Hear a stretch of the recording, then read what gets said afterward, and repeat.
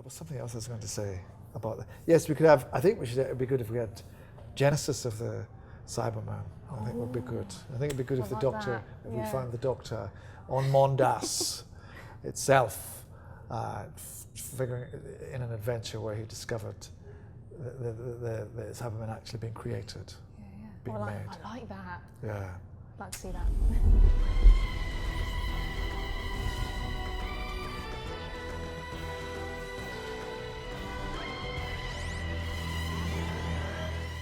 In just over 2 weeks, Genesis of the Cybermen has been one of my most successful figure adventures ever. In this special behind the scenes video, I give you a comprehensive look at the making of this story and the inspiration behind it. I will also be answering your questions about the episode, so stay tuned. The story was inspired by a quote from Peter Capaldi himself from a video released in July. An unfinished first draft script was completed by late September. This version was significantly different in terms of some dialogue and characterisation. It also lacked the final scene, which sees the Doctor travel to Pete's world to provide a young John Lumic with the blueprint for his Cybermen. This file was revised to form a second draft in November and underwent minor changes into December before filming began. Brief alterations to the 12th Doctor's lines were ad-libbed in by myself when recording. 3 new sets were required for the story: a church, underground vestry, and lab. The first set to be printed was the church, which was assembled ready for the first day of filming, which was Wednesday the 16th of December. The lab was completed next, and filming began on that set on Christmas Eve, so footage of it could be included in a special Christmas Day trailer. By this point, making a vestry from scratch seemed unpractical, so a new back wall was added to the church set, plus some extra furniture, to redress it as the vestry. Filming on this set started on Monday the 28th of December, and was finished by the end of the day. The final portion of script to be filmed was the last scene, which used the set of Amelia's bedroom. Originally built for a figure scene recreation, the furniture was rearranged and a Christmas tree added. Filming on this set wrapped on Tuesday the 29th of December. Editing was mostly undertaken in between filming blocks as more footage was completed. I reprised my role as the 12th Doctor and recorded my lines scene by scene. Cast as the Vicar was my dad, with Jimmy Wolfe, Christy Keaveney, and Daniel Cadwallader-Jones playing 3 of the 4 congregation members. The final member was played by me at short notice when I discovered nobody else suitable would be available in time. Christopher Thompson joined the cast as Professor Pedler late in production, and his younger self was portrayed by Joseph Cook. Jamie Courtier briefly played the original Cybermen, while a young John Lumic was played by Dalek Alpha. I played his mother. Editing was completed by Wednesday the 30th of December. That night, the entire episode was uploaded onto YouTube as a scheduled upload, ready for a release the next day.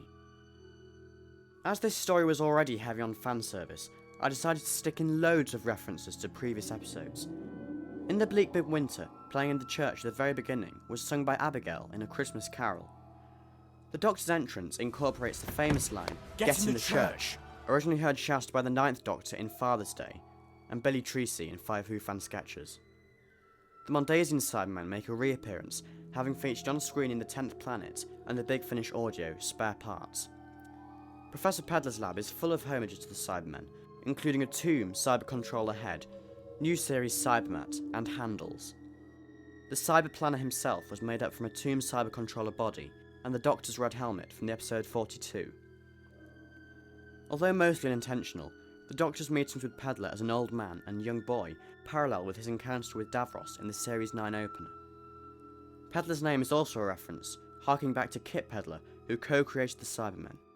The first name of Jerry Davis also inspired Pedler's first name, George. The constant flipping between past and future is also reminiscent of previous timey-wimey stories, such as The Big Bang, The Wedding River Song, and Before the Flood. The bootstrap paradox featured in the latter, and makes a reappearance here.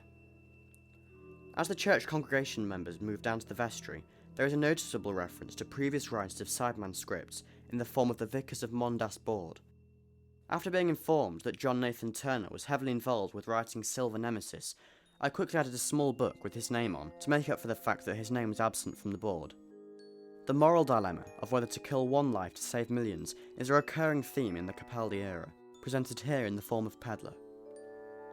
The moment the Doctor confronts Pedler in the penultimate scene is very similar to when he discovers Oswin is a Dalek in Asylum of the Daleks. Like Riversong, the Doctor uses technology to save Peddler in the form of a blueprint for the early Cybermen. This is then given as a Christmas present to creator of the parallel universe Cybermen, John Lumick. So now it's time to answer some of your questions about Genesis of the Cybermen. I asked you to comment these in a couple of videos last week, and I didn't get loads of questions, but I got quite a few. So before I answer them, I'd like to thank everybody that did comment them. Now this is the first time I've done a video that's improvised, kind of really, because usually I script stuff, because I'm not very good at making stuff up on the spot. So yeah, this is the first time I've done an improvised video, and it might end up being the only time. But we shall see. Right, okay then. So, quite a few of you asked about my inspiration, like when writing this story, and the inspiration to use the Mondasian Cybermen.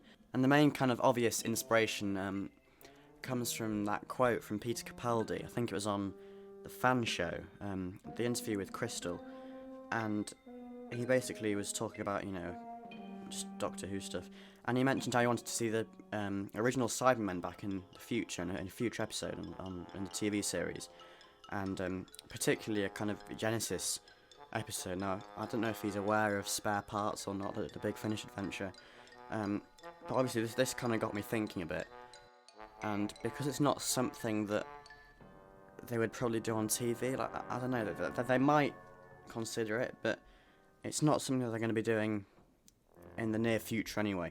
So I thought I might as well take this opportunity to kind of do this as a figure adventure, because obviously you got the 12th Doctor figure, you got the 10th Planet Cybermen, so it would be quite easy to do. So yeah, that's it really, and then I had to think of a storyline that didn't contradict anything in Spare Parts or the 10th Planet or any of those episodes. I thought I might as well take this opportunity to give Capaldi what he wants and make something that a lot of people are going to want to watch, because it's the 12th Doctor on the Cybermen. It's like a dream team sort of thing. It's been talked about lots since that quote. So yeah, that's basically the main inspiration for the story and the use of the Mondasian Cybermen. The appropriately titled Mondasian Monster asks, were you inspired by the 10th Planet or Spare Parts? Right, okay. I have watched this 10th Planet, like about 1.5, 2 years ago. I didn't get around to watching it again, but I kind of remembered what was going on in that story. See, I suppose I was inspired by that because it's the only on-screen TV appearance of the 10th Planet Cybermen. But I didn't directly draw inspiration from that story. On the other hand, Spare Parts, I'd never listened to that before. I was just getting into Big Finish at the time I was thinking about doing this story. So, yeah, I did download Spare Parts and have a listen to that. And I suppose I was inspired by that quite a bit, because obviously in the episode there's stuff about the committee, which was, I believe that was set up in Spare Parts, the first mention of it, and you know, all the stuff about them, the Mondasians living underground, because in that in the church set, the door opens, and I wondered what to put on the other side, because otherwise, you know, there'd be my desk in the background and stuff. And I chose to put a kind of rocky surface because I thought that reflected the underground quality, because obviously this is going to be a church that's probably in this underground city, it's not going to be on the surface. So yeah, I guess there was quite a lot from Spare Parts that inspired me with this story, yeah. Shaggy Rogers asks, were there any deleted scenes you wanted to put in but took out? To be honest, no, not really, because there wasn't like a limited running time for this episode, so I could put in what I wanted, really. Yeah, very little changed from the script, really. I didn't cut anything, I don't think. There was one scene I considered putting this in at the end, inspired by that scene, deleted scene from Nightmare in Silver, which always comes up in interviews with Neil Gaiman. I considered doing something similar to that, with all the different designs of Cybermen sitting around a table or something. and I got quite close to putting that in. 'Cause I thought that'd be a nice touch at the end. But ultimately, it wasn't scripted, and I guess I just ran out of time, and it didn't really appeal, and it wasn't necessary to put that in. So yeah, that didn't go in. I mean, after I filmed that bit with the where the Doctor like kind of turns everybody into a Cyberman with his sonic screwdriver, and he's like showing the potential future. I could turn you all into Cybermen. I did think after that I could have used different designs of Cybermen instead of all of them being 10th planet, because I had to Photoshop that. Because I only have one 10th planet Cyberman, so that was pretty hard work. And I thought afterwards, oh, I could have. I've missed a trick there. I could have put in all the different designs around the room instead. So yeah, that was kind of inspired by this potential scene, but none of that ever happened because I'd already filmed that bit, so I couldn't go back and change it. I had to Photoshop it all instead. But I mean, looking back, I don't think it would have made that much of a difference. Anyway, I think it's best to use the original Cybermen because they're not in it lots. For a story that's titled Genesis of the Cybermen, they're not in it lots at all, really. So I guess it's nice to see however many, 4 or 5 is it? 10th Planet Cybermen around the room just for a brief moment. TARDIS Adventures asks, how long did it take to make the episode, and was it a challenge to produce? And that last bit is a running theme. Lots of people have asked me about how hard it was to produce and make and stuff, so I'll come back to that bit in a minute. But how long did it take? Well, I originally kind of got this idea, the idea for the story in July, I think it was, August, and I had the summer to think about it, and then when we went back to school in September last year, I started to think about it more and more, and how I could get a plot idea and a plot going, because I wasn't initially sure what I'd do for the plot. So it did take a little while to sort that out, and to create a plot that was half decent. And it didn't go through many major drafting stages. I changed bits of it. Obviously I had the sets to build as well in the lead up to filming, and of course when our computer broke in November, that kind of halted production a bit. I was hoping to start a bit earlier than I did, but actually it gave me a bit of time to kind of get into pre-production, get the sets ready, get everything sorted, so that when it was the Christmas holidays, I just basically, after a few days, I had everything ready and I could just go. And it literally, the filming, it was all done within 2 weeks. I started on the first Wednesday, and then I remember 2 weeks later, on that Wednesday, that night was the night I spent, finishing editing and uploading it to YouTube privately, so the Thursday, which was New Year's Eve, so it would be ready for then. So yeah, I was quite surprised actually that it only took 2 weeks to film and edit. I was quite proud of that, because I thought I was going to say ages, and it kind of did.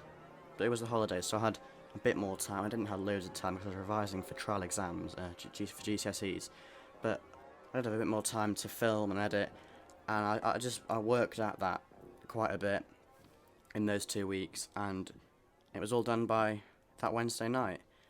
And then I had a bit of a rest on the Thursday, while I was, waiting for it to be released at 6 o'clock. So that was quite fun. That bit about, was it a challenge to produce? I've also had that from Type 40 FA and Rebel Whovian in various forms. The biggest challenge in making this episode and hardest part when making the episode. Like I say, it didn't take that long to do, really. It took 2 weeks. It was quite a relaxing process, but there were kind of bits, I suppose, like that scene I mentioned before where they all turn into Cybermen, all the humans in the vestry. No, they're not humans, are they? They're Mondasians. All those Mondasians turn into Cybermen. Like I say, that took a while to set up and then Photoshop. Obviously, anything that's heavy on animation took a while to do. not much in particular. I mean, the recording of the lines as well for the 12th Doctor, my rubbish impression. That kind of took a bit of, doing. I kind of put it off really because it's a pain to have to record, a whole scene's worth. But all in all, there weren't too many big challenges in making the episode. I just kind of stuck at it and kept going, and got it all done. Type 40FA has also asked a really good question. Whereabouts in the Doctor's timeline does this fit in? After Hellbent or not? Yeah, that's a great question. I was thinking about this, and I don't know if anybody would have noticed it yet. They probably won't have done.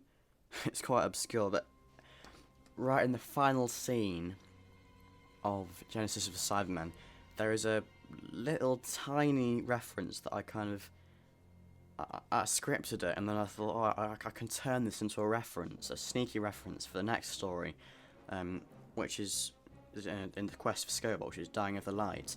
And although they're different scales, this is 5" and that's 2.75". I thought I could still put that in because it's kind of clever. Yeah, I mean, you could go and have a look out for that and the final scene of the episode. But yeah, if it's before the Quest for Scobox, which has Clara in, then sometime in Series 9, so it's not quite after Hellbent. And obviously he's wearing his kind of Series 8 costume, the variant that they produced without the cardigan, which I've actually grown to like quite a bit. I do like it without the cardigan, just with the blue and the white. It's quite minimalist. I quite like that. But anyway, so yeah, so maybe kind of early Series 9, possibly during Series 8, but it's at a point when he's dropped Clara off, basically, and he's just having some time to himself, some adventure, to himself, without Clara. And yeah, I suppose also I could talk about that as well. I decided to not include Clara in this because it's kind of Capaldi's thing. I wanted to give Capaldi a whole adventure with the Mondasian Cybermen, and obviously the Mondasian Cybermen didn't get a lot of screen time. I've established that already. But there wasn't really a companion role to fulfill. I was just writing it and I thought this would work better without a companion, so I decided not to include Clara. I mean, also I suppose because when this aired on New Year's Eve, we'd finished Series 9 and Clara was dead, so I suppose that's why you might think it would come after Hellbent. So technically it could, I suppose, because Clara's not around, but in my mind, yeah, I think it's kind of either between Series 8 and 9, or very early Series 9. I've got 3 questions from White Point Star Productions, and the first is, what is your favourite Cyberman design? Yeah, now, I know I'm meant to kind of say 10th Planet, aren't I? Because this is a 10th Planet Cyberman adventure. I'm meant to say that. And I do like them a lot, actually. It's a design that's really grown on me. It's just so great with the cloth hands and faces and stuff. Cause I like how they've got fleshy parts as well. They're not fully Cybermen, they're a bit human or Mondasian, and they've got the skin showing, and it's kind of like they've been converted, not fully, but just half, because that echoes the kind of whole idea of the Cybermen, that it's you're gradually replacing the limbs with spare parts. So yeah, I do like that design, but my other favourite has got to be the current one, the Nightmare in Silver variation, because it's just so good. It's really, I love it. It's so streamlined, so shiny, and they've got so many abilities as well. It's just a really, really great design, I think. And obviously with the kind of blank face, the Cybermen, they had kind of a really kind of, I don't know, geometrical kind of detailed face, and these the 2013 ones, they've just got the blank face with the black eyes and the black line for the mouth. And I suppose that kind of harks back to some of the early designs as well, like the 10th Planet ones. But I do admire the 10th Planet Cybermen. The next one, was it always going to be a 12th Doctor story? I've probably made that pretty obvious by now, yeah, because the whole reason I did this was, you know, so we could have Capaldi and the Cybermen together, the 10th Planet Cybermen, which we may never see on screen. So, yeah, I wanted to do something with Capaldi, for Figure Adventure that wasn't in the 3.75 inch, because while I prefer to work with them for the main series that I do, because obviously there are more characters from the recent series there that you don't get in the 5-inch scale, that's the reason that I used them. But I wanted to use the 5-inch 12th Doctor somehow. It's been recently released at the time, and it's a really good figure, I think. You know, so some people said it doesn't look like Peter Capaldi Merchant, but I can kind of see that, but I do like it. You know, the one thing that annoys me though is with his hair changing all the time. Sometimes it's long, sometimes it's short, in the TV episodes, and of course on all these 4 new variants in the 5-inch line, he's got short hair. You know, just as he's gone back to the long hair in Series 9, so that kind of irritates me. But other than that, I really like the figure, and I wanted to use it in an adventure. So yeah, that and the fact that I wanted 12th Doctor and the 10th Planet Cybermen, it just kind of made sense to do this as a Christmas special, you know, 5-inch Figure Adventure story, I think. And his final question is, would you like to see this as a story in the official TV series? My plot, obviously, yeah, I'd love them to adapt Genesis of the Cybermen for TV. No, I'm only joking. As an adventure, they couldn't do a proper Genesis of the Cybermen, could they? Like, Capaldi said, oh, let's have Genesis of the Cybermen. They can't do that, because I think the way they left it in spare parts is just, you know, perfect. If you go back and try and change any more of the Cybermen's past, I think it wouldn't really work well, to be honest. I mean, on one hand, I'd rather have more Cyberman stories with the new current design, which is my favourite. But if in the TV series they were to have Capaldi and the 10th Planet Cyberman, you know, maybe in his final adventure, which I hope is many years off yet, but as a standard story, you know, a normal story, not a Genesis story, then I think that could work really well. You know, if they redesigned the original Cybermen, if they brought them up to date, that would be brilliant. Yeah, I think that would work really, really well. As to Productions asks, how long did it take to make the sets, and what exactly did you use to make them? Well, since starting my figure scenery creations last year, I've decided to get most of my sets printed professionally by our local printer, and the advantage of that is that, well, it's a shinier finish on the card, so it kind of looks better on screen, and also it means I can print stuff on A3, you know, because with the normal printer you can only print on A4, and also with this kind of commercial printer, you can print on thicker card than you might be able to get in a normal printer. So it's the thickest A3 card that can fit through a commercial printer. Once the pieces have been printed off, my dad then helps me to cut them out with a craft knife, because I'm not very good with craft knives, and we stick them together with glue and sellotape mostly. And then also, while I'm using the sets, I usually add, you know, flight control TARDISes behind the walls to provide support, because usually they're quite flimsy, you know, being card. I kind of believe that in Figure Adventures you should never have sellotape showing, or creased paper, or, you know, bits where you can see where it's stuck together, because I think that kind of detracts from the overall look. I think it's much better and kind of essential, really, to make the cardboard set look as real as possible, because it's not meant to be bits of card and paper and sellotape and glue. It's meant to be, you know, a real kind of place. You know, the church is meant to be a ancient building. The lab is meant to be some kind of futuristic room set up, by Professor Pedler. He's been there 100 years. So I do think that making the sets look the part is an important part of the production. My final 2 questions are from Bowen Taylor Norcliffe Productions.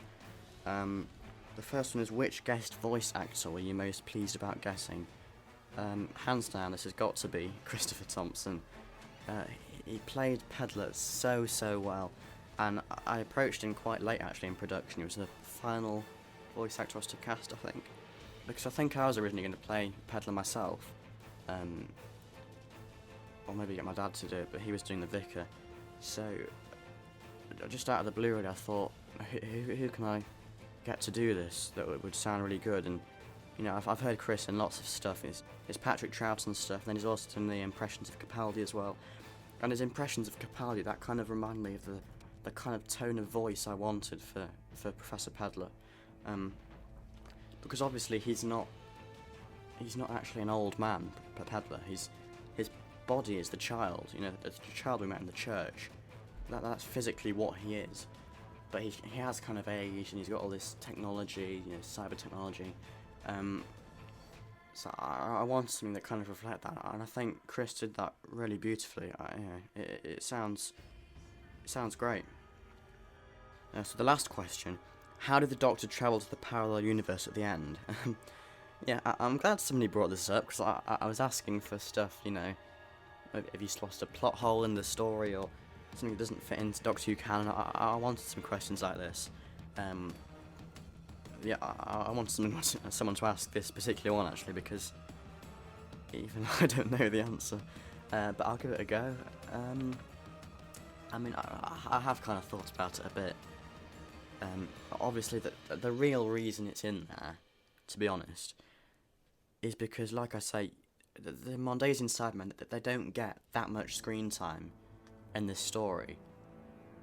But I was still calling it Genesis of the Cybermen. It's like with Stephen Moffat's scripts, like The Bells of St. John. It's just a line uttered, right at the start by that monk guy. Or I'm just trying to think of other examples for that. The name of the Doctor as well. Some people kind of get a bit miffed when he has, supposedly misleading titles. And in a way, this is a misleading title. This isn't the Genesis of the Cybermen. But I guess from the start, most people knew, like I knew from the start, that I wasn't going to write or rewrite the history of the Cybermen. I couldn't do that. It was such a big task to do it. And Spare Parts, like I said, they've done a big finish. So they've done a excellent job at kind of fulfilling that that desire for a Genesis story. So that's never what it was going to be. So yeah, the reason I put this scene in, it basically occurred to me that I could have the Genesis of the Cybermen, in the parallel universe. I thought that'd be a nice touch right in at the end, because personally I was never sure. I was always a bit confused as to how the parallel universe Cybermen and our universe Cybermen, the ones that were introduced in A Good Man Goes to War, I was confused as to how they were the same design. I know it's a parallel universe, but all that stuff as well with those chest plates that don't have a C on them, it was never fully established what was going on. That kind of confused me when it was airing originally. And I was, and as part of that, I was never kind of sure where John Lumick got the idea for the Cybermen from, because obviously it's not his idea. Let's face it. Well, in our universe at least, it's not his idea. It's the Mondasians. But although, because it's a parallel universe, yeah, he can kind of make up the idea in that universe of the Cybermen. That never sat well with me. I'll be perfectly honest there. So I wanted to do that. Once that idea had struck me, I was like, oh yes, I've got to do this. So that was the main reason. As for how the Doctor actually got to the parallel universe, the kind of disappointing basic theory that I've made up is that because it's a fixed point in time, it's the genesis of the Cybermen. It's an event that just happens, because obviously the Doctor has met these Cybermen in the past, in his previous incarnations. So I kind of thought, that there'll be some leg room in the time-space vortex, or however he got there. That there'll be, he'll be allowed. The laws of time will allow him to make that trip, because that's a fixed point, and that's basically as far as I've got with that one. So he got there because he did, basically. He got there because it was meant to be, fixed point of time, all that kind of stuff. If anybody else has a better solution for that one, then please let me know, because I'd love to hear it. So yeah, that's the end of my questions. Thank you very much for watching this video. I really appreciate, 200 views that Genesis of the Cybermen has now. I really appreciate that. To everybody that's watched it and commented on it. It's been one of my most successful figure adventures, I think. Definitely the best in terms of quality, because none of my old kind of full-length, feature-length figure adventures were animated. They were just stills, and they were also in that horrible what do you call it? They had that horrible screen crop thing as well. I forgot what it's called. But I've changed it to widescreen now, so that it fills the whole screen. I hope that that's made it a better quality figure adventure, really, and a better figure adventure to watch as well. A more enjoyable and entertaining watch. And I'm glad lots of you liked it. There will be more stuff like this coming in the future. Obviously, I've got Dying of the Light, the first episode of the Quest for Scovox, which I filmed, a long time ago, a couple of months. That is coming on the 30th of January, so that's about 2 weeks away. I'm not going to say much about that one, because there are spoilers, things that I've set up that I don't want. I want those shocks to kind of be genuine when you're watching that episode. I've been a bit sneaky about what I have and haven't told you about that one. I hope that pays off. The rest of the Quest for Scovox will be coming in the coming months. I don't know when, because I will have GCSEs this year as well, so I don't know when I'll get around to doing it. I hope to kind of spread them out throughout the year. There are going to be 5 more installments along with this one, but I would hope to get them done this year, and then also do a Christmas adventure, or a New Year adventure, like I did last year.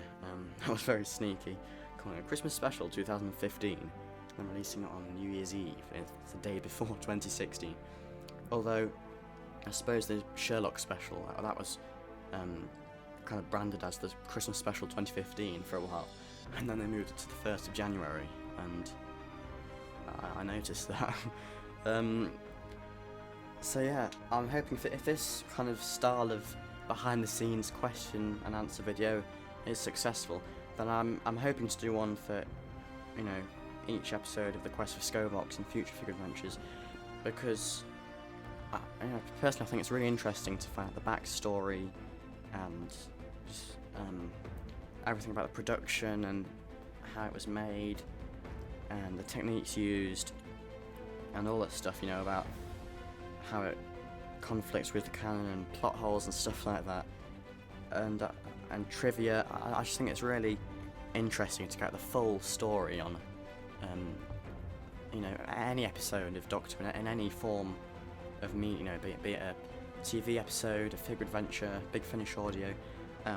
So yeah, I personally found that really interesting, and I hope that you will find this interesting as well. So yeah, there will be more of these in the future if you like them. Please let me know in the comments if you like them. I've enjoyed doing it actually. I thought it was going to go rubbish because I was improvising, but it's not gone too badly.